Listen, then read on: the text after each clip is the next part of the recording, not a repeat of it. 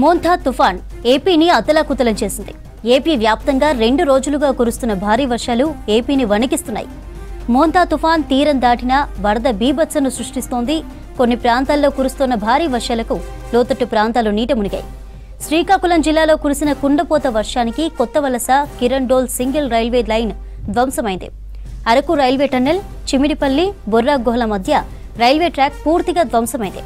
Track కొట్టుకుపోవడంతో తాత్కాలికంగా రైళ్ల రాకపోకలు నిలిపివేశారు. పల్నాడు జిల్లాను భారీ వర్షాలు ముంచెత్తాయి. నరసరావుపేట, సత్తెనపల్లి, చిలకలూరిపేట ప్రాంతాల్లోని పలు కాలనీల్లోకి వరద నీరు చేరింది. నరసరావుపేట స్టేడియం వద్ద మోకాల లోతు వరకు నీరు నిలిచిపోయింది. ఇళ్లలోకి వర్షపు నీరు చేరడంతో స్థానికులు ఇబ్బందులు పడ్డారు.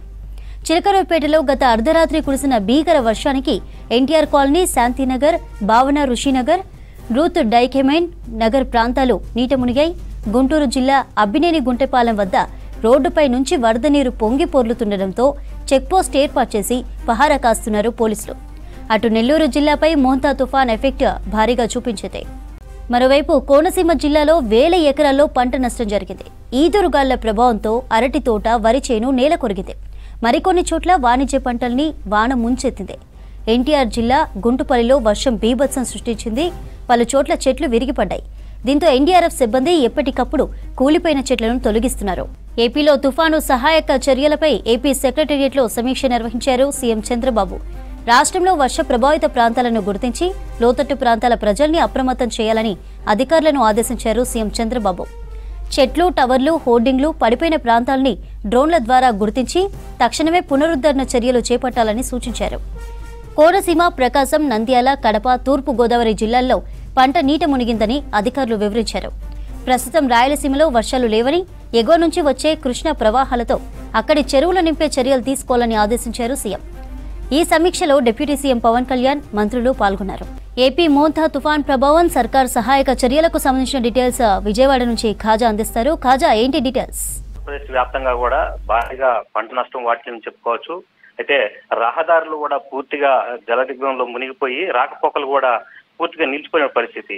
గత 3 రోజులుగా ఆంధ్రప్రదేశ్ లో కురుస్తున్న వర్షాలు అరటి, అదేవిధంగా కొబ్బరి తోటలు భారీగా పంట నష్టం జరిగింది. అయితే నిన్నటి నుంచి కూడా సీఎం చంద్రబాబుతో పాటు మంత్రులు పూర్తి స్థాయిలో సమీక్ష నిర్వహిస్తూ ఎప్పటికప్పుడు జిల్లా కలెక్టర్లని అలర్ట్ చేసి జిల్లాలో జరుగుతున్న పరిణామాలన్నింటినీ కూడా వాళ్ళు సమీక్షిస్తూ తక్షణ సహాయ చర్యలు చేపట్టాలని చెప్పి కూడా ఆదేశాలు ఇస్తున్నారు. అయితే మరోపక్క తుఫాను ప్రభావం ఎక్కువగా ఉండడంతో అధికారులు ఎంత సహాయ చర్యలు చేపట్టినప్పటికీ కూడా లోతట్టు ప్రాంతాలు, సముద్ర తీర ప్రాంతాలు పూర్తిగా దెబ్బతిని చెప్పుకోవచ్చు.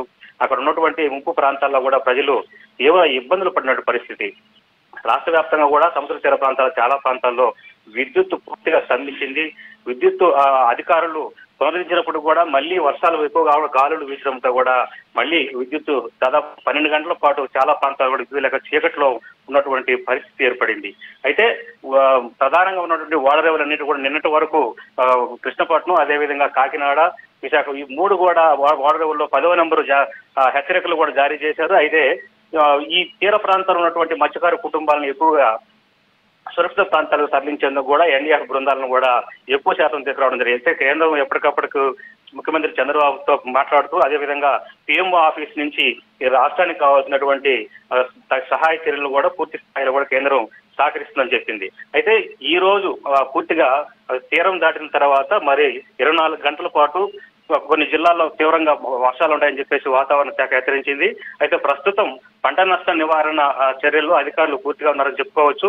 నెల్లూరు, అదేవిధంగా ప్రకాశం, బాపట్ల, గుంటూరు, కృష్ణా ఈ జిల్లాలతో పాటు కోనసీమ జిల్లాలు, ఉభయ గోదావరి జిల్లాల్లో కూడా తీవ్రంగా పంట నష్టం వాటిల్లింది. ఇప్పటికే తుఫాను ముందు రైతులు తీవ్రంగా వ్యవసాయం చేసిన రైతులకి పంటలు పండించేందుకు కూడా మందులు దొరకలేదని చెప్పేసి రోడ్లపైకి ఎక్కిన రైతులకి ఆ పంటలు పండించుకునే సమయంలో ఈ వర్షాలు రావడం, వర్ష బీభత్సం సృష్టించడం కూడా పంటలు భారీగా నష్టం కలగడంతో రైతులు లబోదివ్వని పరిస్థితి. అయితే దాదాపు 1000 హెక్టార్లలో పంటలు సాగు చేసిన రైతులందరూ కూడా తక్షణ వాళ్ళకి ఆర్థిక సాయం ప్రభుత్వం ఏ పంటకు ఎంత నష్టం వాటిల్లింది, ఎన్ని హెక్టార్లలో ఏ పంటకు రైతులకు సహాయం చేయాలనే దిశగా కూడా వ్యవసాయ శాఖ పూర్తి స్థాయిలో అధికారులు అంచనాలు వేసి రాష్ట్ర వ్యాప్తంగా కూడా పంటలు దెబ్బతిన్న ప్రాంతాలన్నింటినీ కూడా స్వయంగా మంత్రులు, అదేవిధంగా ఎమ్మెల్యేలు పర్యవేక్షించి కానీ రైతులకు న్యాయం చేయకపోతే కూడా ఆంధ్రప్రదేశ్ లో ఉండే రైతులు తీవ్రంగా నష్టపోయే పరిస్థితి ఏర్పడింది.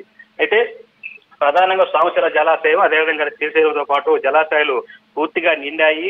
వాగులు వంకులతో పాటు చెరువులు నిండిపోయి తెగిపోవడంతో కూడా చాలా గ్రామాల్లో పల్లెల్లో రాకపోకలు నిలిచిపోయి ప్రజలు తీవ్ర నిత్యావసర వస్తువులు కొనుక్కునేది కూడా తీవ్ర ఇబ్బందులు పడుతున్న పరిస్థితి. అయితే దానితో పాటు కృష్ణ అదేవిధంగా పెన్నా నదులు కూడా తీవ్రంగా వరద నీరు పైనుంచి రావడంతో కూడా ఈ జలాశయాల నుంచి నీటిని విడుదల చేసే సమయంలో కృష్ణా పెన్నా నది నుంచి సముద్రానికి వృధా నీటిని కూడా వదిలేయడం జరిగింది. అయితే పెన్నా పరివాహక ప్రాంతాలంతా కూడా ముంపు గ్రామాలు ఎక్కువగా ఉన్నటువంటి పరిస్థితి.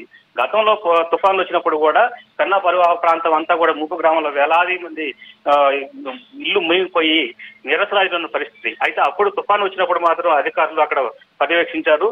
వాళ్ళకి అప్పటికి తుఫాన్ వచ్చినప్పుడే అక్కడి నుంచి తరలించి వేరే సుదూర ప్రాంతాలకి ఎత్తైన ప్రాంతాలకు నివాసాలు అందిస్తాము, ఈ ప్రాంతాల్లో నివాసాలు ఉండకూడదని చెప్పిన అధికారులు ఇప్పటి వరకు కూడా వాటిని మరిచారని చెప్పుకోవచ్చు. తుఫాన్లు వచ్చినప్పుడు వరద బాధితుల సహాయార్థం మాత్రమే ఇస్తున్నారు తప్ప శాశ్వత పరిష్కార మార్గం చూపించడంలో ప్రభుత్వాలు పూర్తిగా విఫలమని చెప్పుకోవచ్చు. ప్రస్తుతం పెన్నా నది పరివాహక ప్రాంతంలో ఉన్నటువంటి ప్రజలందరినీ కూడా పునరావాస కేంద్రాల్లో ఉంచారు. 3 రోజుల నుంచి వారికి భోజనాలు పెడుతూ అక్కడే ఉంచిన పరిస్థితి. అయితే శాశ్వతంగా కూడా ఈ మత్స్యకారులు దాదాపు వారం నుంచి వేటకు వెళ్ళలేదు. మత్స్యకారులకి 50 కిలోలు మాత్రమే బియ్యం ఇస్తామని చెప్పేసి ప్రభుత్వం ప్రకటించింది. అయితే బియ్యంతో పాటు నిత్యావసర వస్తువులు ఇస్తారా లేదన్న క్లారిటీ కూడా ప్రభుత్వం ఇచ్చే పరిస్థితి లేదు.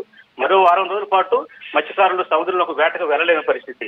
వీటన్నిటి కూడా ప్రభుత్వం దృష్టిలో ఉంచుకుని అటు రైతులు అటు మత్స్యకారులు అదేవిధంగా లోతట్టు ఉన్న ప్రాంతాల ప్రజలకు శాశ్వత పరిష్కార మార్గం చూపించాలని చెప్పేసి కోరుతున్నారు.